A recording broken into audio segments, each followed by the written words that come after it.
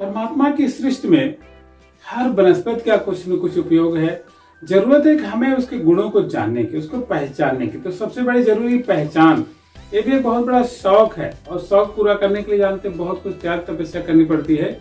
और शौक से अलावा इसके ज्ञान से हम अपने जीवन को अच्छा कर सकते हैं, अपने भविष्य को भी अच्छा कर सकते हैं, क्योंकि सृष्टि की हर चीज सामंजस्य में। केवल किताबी अध्ययन ही नहीं, जब तक हम वनस्पतियों का, जीवों का, प्रकृति का सूक्ष्म अवलोकन नहीं कर सकते हैं, तब तक हम वास्तव में अध्ययन उतना अच्छा हमारा परिपक्व नहीं माना जाए। जवाहरलाल नेहरू जी ने लिखा है कि हम प्रकृति की किताब को खुले रूप से देखें तो हम बहुत अच्छा अध्ययन कर सकते हैं। इसी क्रम में आप देखिए, अभी एक जड़ी बूटी है, इसकी जड़ देखिए इस तरह से है, और इसकी जड़ के बाद इसका तना, ये जानते हैं ये किसी चीज पर चढ़ सकती है, लपेट कर चढ़ती, जैसे लौकी है, जैसे तोरई है, ये सब किसी चीज पे चढ़ते हैं, वैसे ये वनस्पति चढ़ती है। इसका नाम है गुंजा। तो ये वनस्पति आयुर्वेद में भी प्रयोग की जाती है, तंत्र शास्त्र में भी प्रयोग की जाती है। इसका बहुत सारे उपयोग हैं। इसके बीज भी हम आपको दिखा रहे हैं। तो इसके बीज भी बहुत सारे काम के हैं, लेकिन यह वनस्पति थोड़ी जहरीली प्रकृति की है, इसलिए सामान्य लोग इसका समझ बूझकर ही प्रयोग करें तो उत्तम होती है। वैसे किसी भी वनस्पति को चरक लिखा कि अगर हम उसके गुणों के बारे में नहीं जानते हैं, उसे हमेशा ही जहरीला मानकर ही चलना चाहिए। उसको कभी किसी काम में न लाए। जिसके गुणों के विषय में हम आश्वस्त नहीं, जिसके बारे में पूर्ण ज्ञान नहीं है, ऐसे किसी भी चीज को तत्कालिक रूप से प्रयोग नहीं करना चाहिए, क्योंकि गलती कभी माफ नहीं करती, ये हमेशा। इसके बहुत सारे गुण हैं।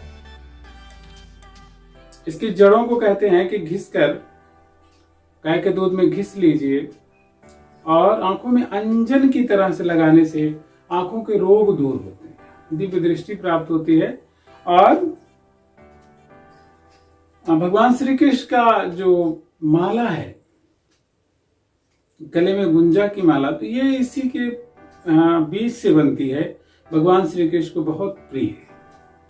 ये लक्ष्मी जी के, भगवान श्री कृष्ण प्रिय माने लक्ष्मी जी का अवतार एक प्रकार समझिए, लक्ष्मी जी का भी पसंदीदा चीज समझिए कि इसको रखने से आपके घर में सुख शांति समृद्धि आती है। सकारात्मक भाव से रखा जाए तो घर में सुख शांति समृद्धि के लिए ऐसी चीजों का रखना आवश्यक है। जो व्यापार करते हैं वो लोग इसको बीज को पीले वस्त्र में लपेट करके रख देते हैं अपनी तिजोरी में।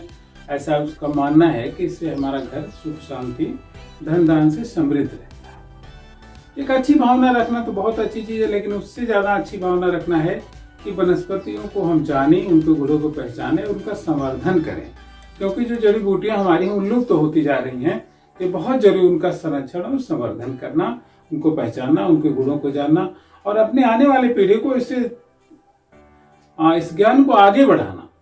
क्योंकि लोग अब जान ही नहीं रहे हैं, तो आगे आने वाली पीढ़ियां भी नहीं जानेंगी, और धीरे धीरे इसको हम खरपतवार समझ करके इन सारी वनस्पतियों को नष्ट कर देंगे।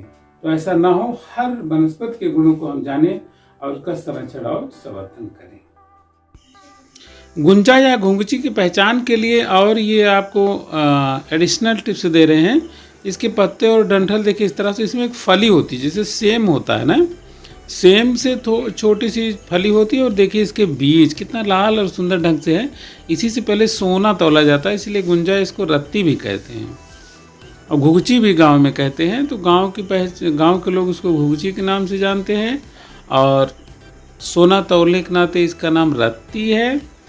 इसके बीज बहुत ही सुंदर होते हैं। भगवान श्री कृष्ण की माला इसी से बनाई जाती थी, इसके सुंदर बीजों से। आज भी इसकी माला मिलती है, जिस पर जप भी लोग करते हैं। धन्यवाद।